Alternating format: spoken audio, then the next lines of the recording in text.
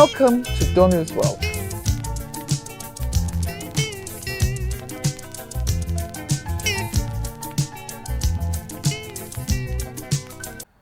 Hello everyone, thank God it's Friday.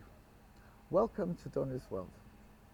So, having talked about Harry and Meghan for 3 weeks in a row, I'd like to come to an end for now and summarize my views, because some people have totally misunderstood me because I've jumped all over the place and said different things in week 1, week 2 and week 3. And well, there are people who will always misunderstand you no matter what you say, but let me just have one last go at clarifying my position briefly as I can. First of all, I don't like it when people criticize their families publicly.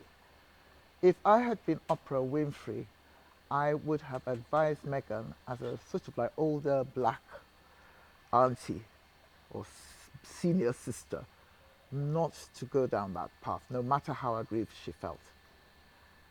Especially at a time when Harry's grandfather was dying in hospital and Harry's very distinguished grandmother was facing imminent widowhood and was clearly very frail herself, being in her 90s. Also, let me just quickly say that they both said that the Queen was not their problem while they were in the royal family officially. So, why punish her? I'm sure that betrayal was one of the last things she remembered before she died. I couldn't live with that. I also could not live with what Meghan is doing with her father. It's none of my business, but she's a public personality, so we're allowed to comment.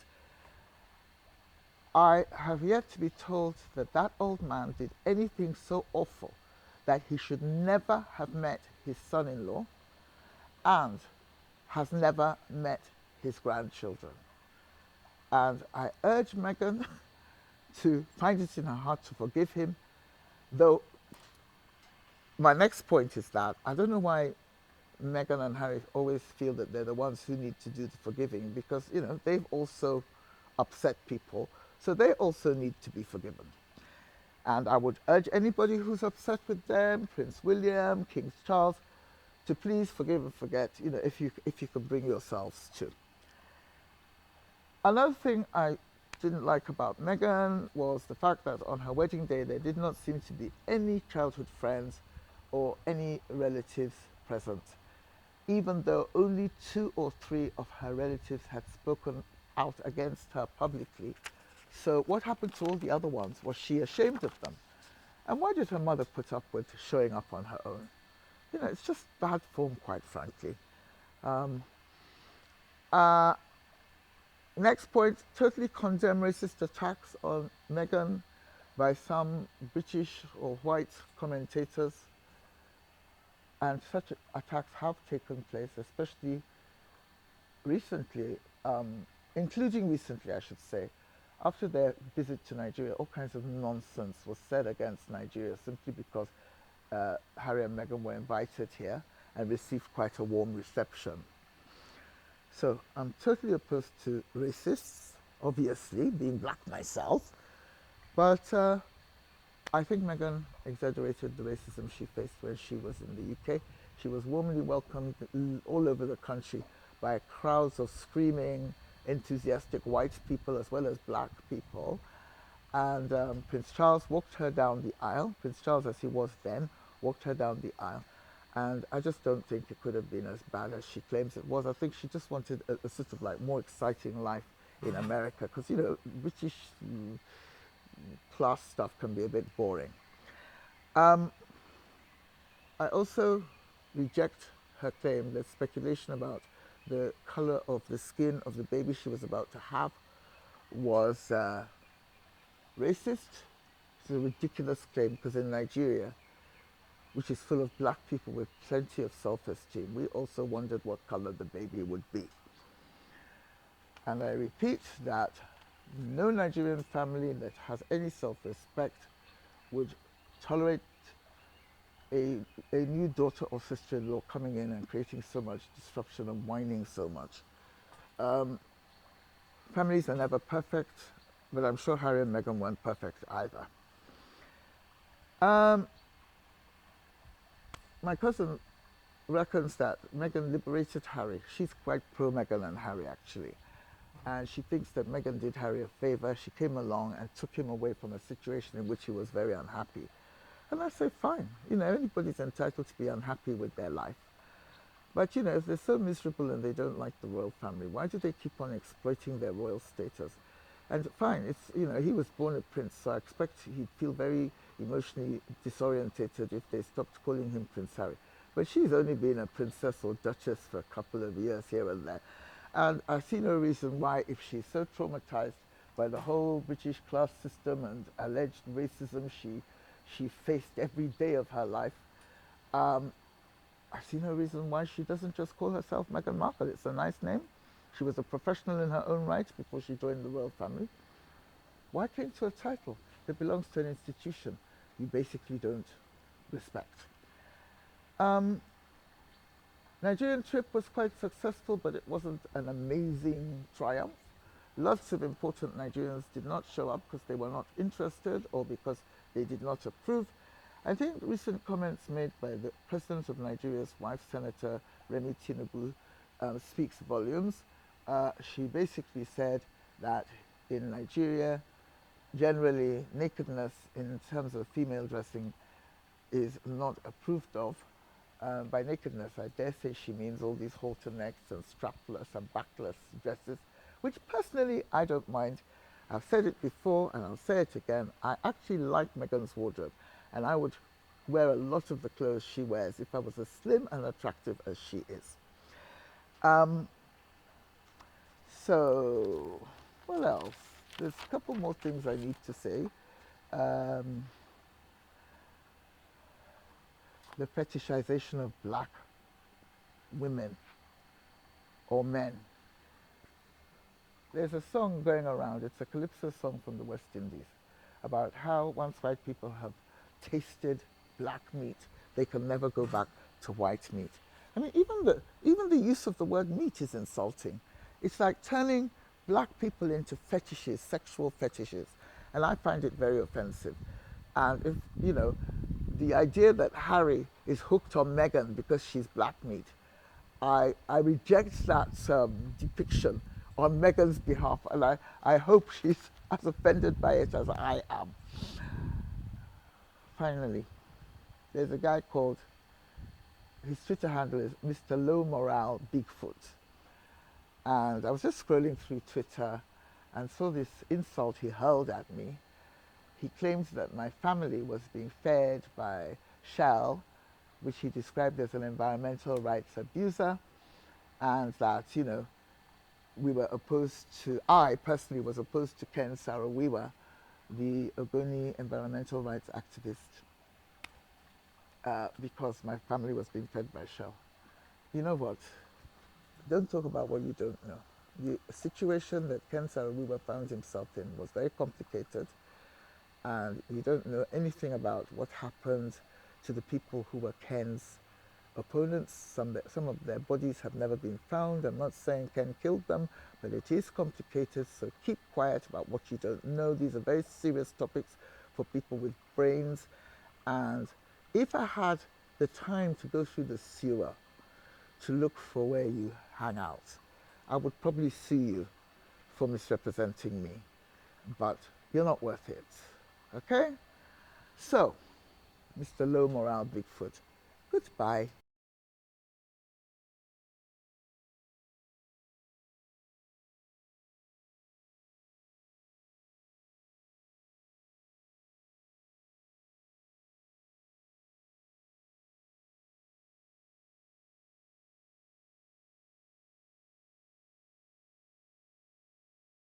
Let's now move on to a topic that's more relevant to millions of people in the real world who live outside that privileged bubble of celebrity and monarchy.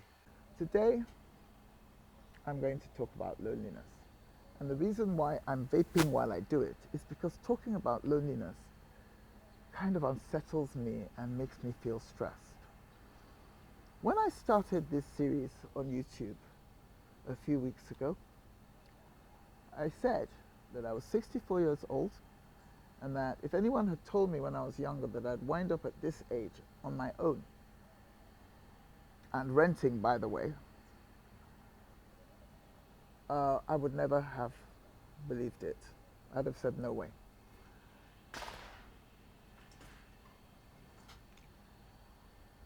I know that that comment struck a chord with many, many, many viewers because I have received several messages, both privately from people who know me and also across social media platforms and, of course, through YouTube.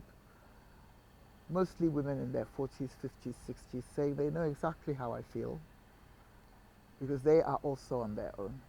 In fact, some of my friends, including friends who are happily married or settled, have told me that that what I said almost moved them to tears because they remember how we all started out together, so full of hope.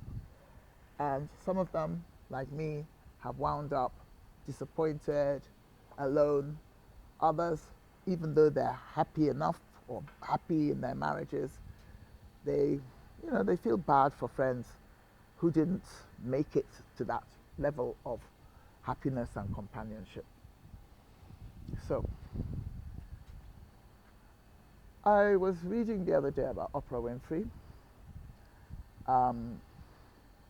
Apparently, she's never seen a therapist, but she speaks to her best friend, Gayle King, almost every night. And this gives the two women a chance to share their frustrations and their triumphs and, keep each other company. And many people would love that kind of friendship, but they don't have it. That doesn't mean they don't have friends, but most regular folks do not have somebody who is ready to listen to them every single evening. Because the thing about being married or having a partner at the very least is that at the end of the day, even if you're both working, you come together, you sit down, and even if you don't talk, there's somebody there, somebody who cares, somebody to share dinner with or just watch TV with or just read a book, even if you're not talking. And if you don't have someone in your own home who's playing that role, it would be great to have someone you could call every evening and unload your cares and share your victories with. But most friends don't have that kind of time, and it's understandable because married friends have got to take care of their married lives. They don't have time to listen to some single friend whining on about her problems or going on about the things that have gone well for her. They'll listen, but maybe once a week, not every single evening. Another thing that makes things difficult nowadays is the IT,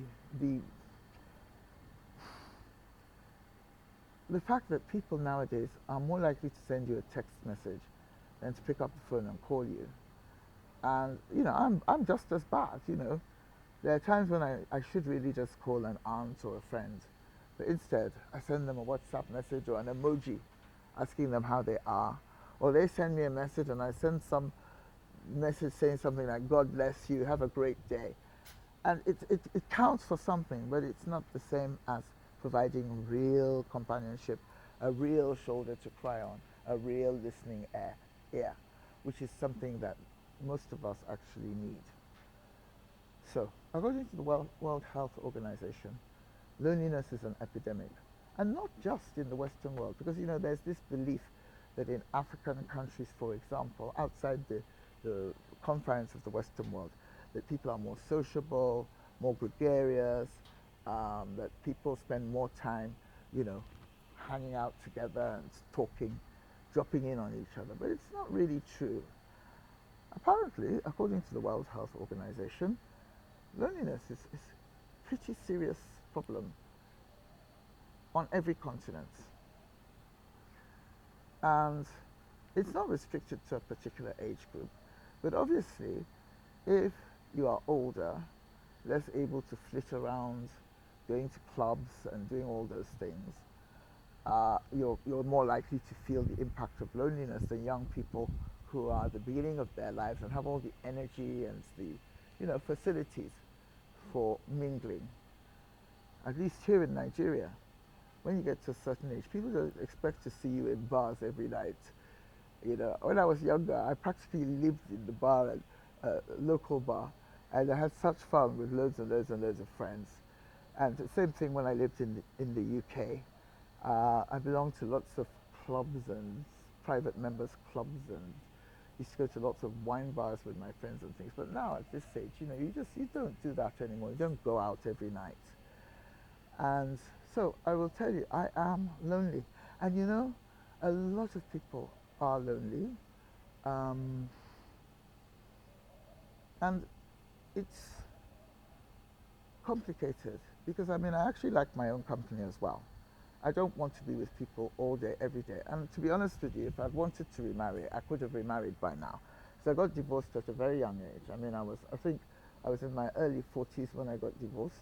So that's a good 20 years ago. And yeah, I could probably have remarried by now if I'd wanted to. But I guess I didn't meet the right person.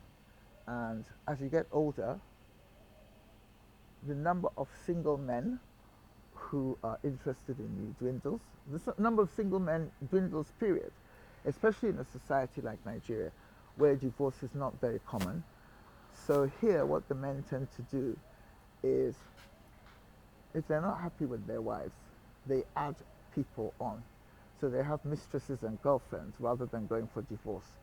And I've never been willing to be acquired as someone's concubine or mistress. And I also don't want to be the cause of any married woman's grief, because some mistresses and girlfriends become so powerful and so important that the wife is in constant emotional turmoil because of the existence of this other woman on the fringes of her family life, this other woman who has so much influence over her husband. And I don't want to be that person.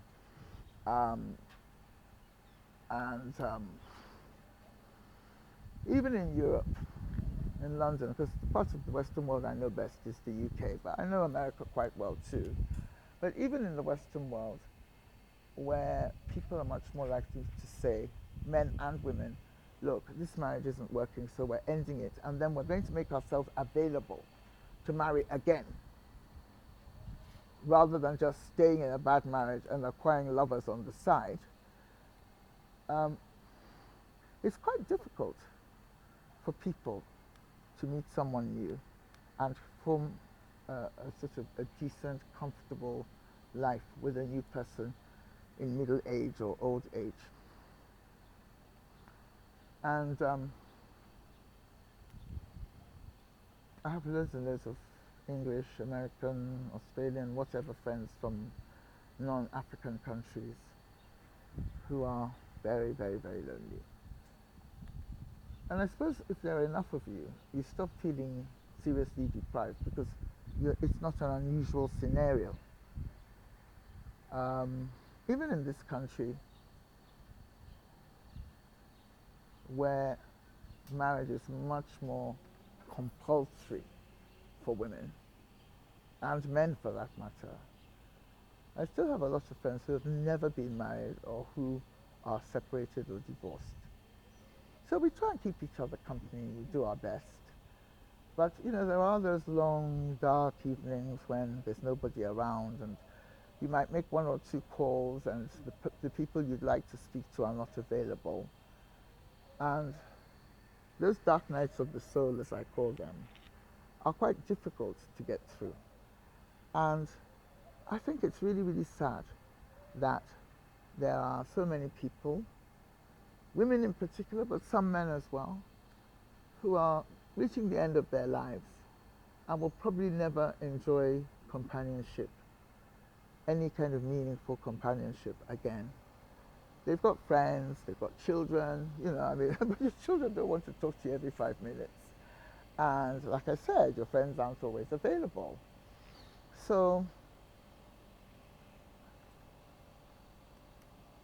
I would like to hear more from people who are lonely. What are, when do you feel most lonely? Because let's face it, you can feel lonely in a crowd as well. I mean, you can go to some amazing party, dressed up to the nines, see lots of people you like, dance, sing, drink, and still feel alone. It's not just about waking up alone in the middle of the night and thinking, oh boy, it's just me again. You can feel completely isolated in a crowd as well. So I hear that loneliness kills. I mean, some people commit suicide because they're so lonely. And some people have all kinds of health-related problems, psychosomatic problems caused by feeling totally isolated. So if you're in that position, I'd love to hear more. Are you one of those people who is lucky enough to have a serious best friend who is there for you the way Oprah Winfrey and Gayle King are there for each other? Or, do you just have, tell me about your life. I want to know more. This YouTube channel isn't just about Meghan and Harry or political issues in Rwanda or Ukraine or Nigeria. It's also about people. It's about your life, my life. I'd like to know more about the world. I'd like to know more about the people out there who have things to say. I want to share those things with others. And so, tell me when you feel most lonely, or if you've been able to overcome those feelings of loneliness. I have to say, and I should have said this right at the beginning, that one of the most painful things that happened to me was the death of my best friend in Ghana when we were in our 20s. She drowned on Labadi Beach. I remember her saying to me, okay, I'm off to Accra we went to boarding school together in Sussex. And we continued to be very good friends as young women in London. We even worked together. We did temporary secretarial work together before we decided what to do with our lives. She eventually decided she wanted to be a doctor, and I decided I was going to be a journalist. But even before we made those decisions, we were just young women about town, and we were so close. And then one day she said she was off to Ghana. She was Ghanaian. She was off to Ghana on holiday, and I was devastated because I thought, oh, what am I going to do? She's going to be away for a month or two. She wasn't quite sure when she would be back. And next thing I know, I get a phone call from her sisters. I'm also close to her sisters, but obviously they're not the same age as me, and it was slightly different. They were like big sisters and little sisters. And they said, Claudia has drowned. She went swimming on the Badi Beach and she was pulled out. Even till today, it's unbearable. She was pulled out by the tide and her body was washed up further down on the beach a couple of days later. And I just remember I was in a complete daze. I flew to Ghana for the funeral, and I went straight to the mortuary with her brother, and I looked in the coffin and I said, so Claudia, you've left me alone. That's it, you're gone. It's a very selfish thing to say. And I put a note in her coffin. And I've never had a friend like her since then. I've got other friends. I don't want to be, ungrateful to the many other good friends I have. But she was my best friend. She was my Gayle King. You know what I mean? If she was still alive today, we would be talking every night. And that tremendous sense of loss has never left me. So I'd also like to know if any of you have lost anybody who would have been your soulmate for life, but isn't around anymore. So thank you very much for listening. Bye.